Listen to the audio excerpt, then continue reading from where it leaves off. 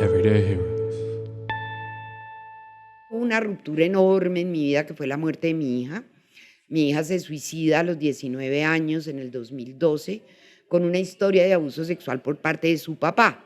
Entonces, pues eso fue una vaina muy dramática, además porque yo trabajaba en el tema, o sea, yo he debido darme cuenta y no me di cuenta.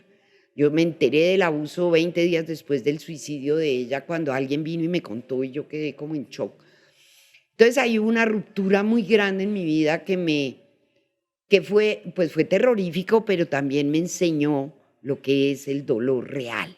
Porque es que uno, ay, estoy deprimido y tal, pero es que el dolor de la tragedia, de vivir uno la destrucción de todo, de la familia, la muerte de la hija, eso me fortaleció muchísimo y me mostró cómo el arte es poderosamente sanador.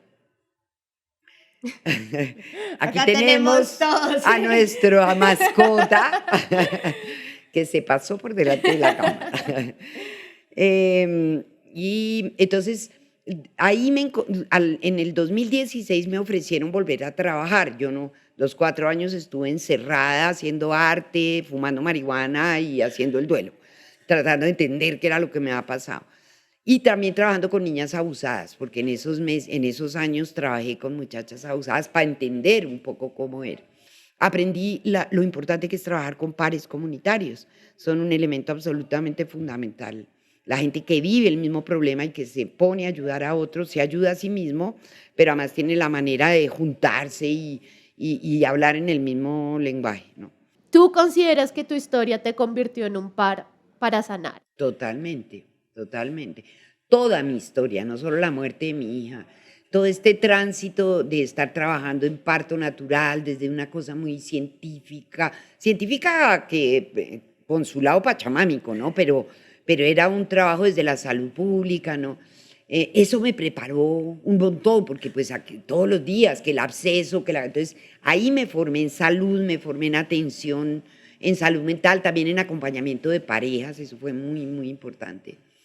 Y luego la muerte de mi hija, pues me muestra lo que es una tragedia familiar y me mete en el tema de abuso. Yo espero que en 2023 sea el año en que vamos a trabajar eso, porque todavía tengo una deuda con ese tema. Tenemos que trabajar para prevenirlo. Entonces ahí, digamos que la vida me pone ahí una cosa tremenda, pero es diciéndome, bueno, hágale, ¿no? Alguna vez tuvimos el honor de estar en uno de esos espacios donde se habló de abuso y creo que algo que vimos ahí fue que eran de las 10 mujeres que estaban sentadas, 9 habían vivido abuso y la 10ª le había pasado a alguien más muy cercano. Entonces, si seguimos jugando a nadie le pasa o el abuso no existe, lo que estamos haciendo es que el perpetrador pues está contento, porque es que eso no existe, nadie va a contar.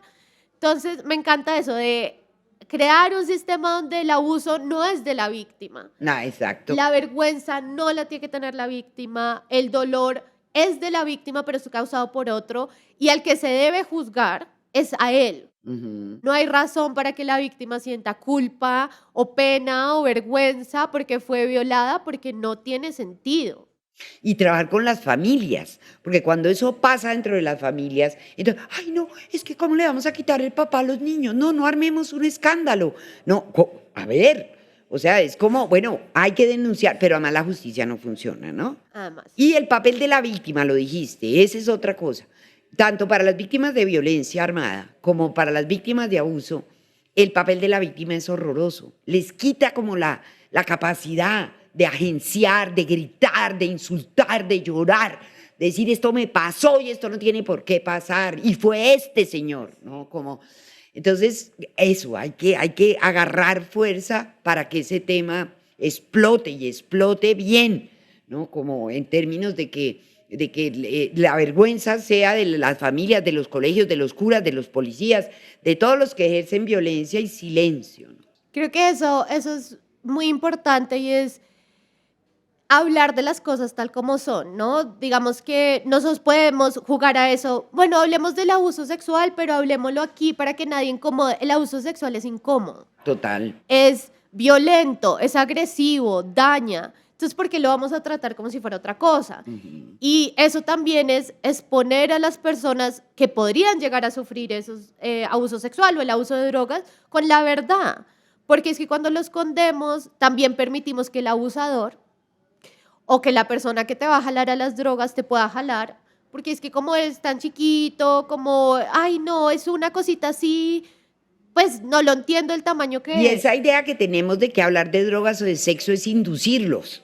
Exacto. Entonces, yo, por ejemplo, creo que a los niños deberíamos hablar desde los 4, 5 años, antes de ser posible, del templo sagrado de la sexualidad, de tu cuerpo, que no te tocan, de que hay gente mala. Porque es que este asunto de que como que todo es azulito perfecto, no, este mundo está lleno de gente loca.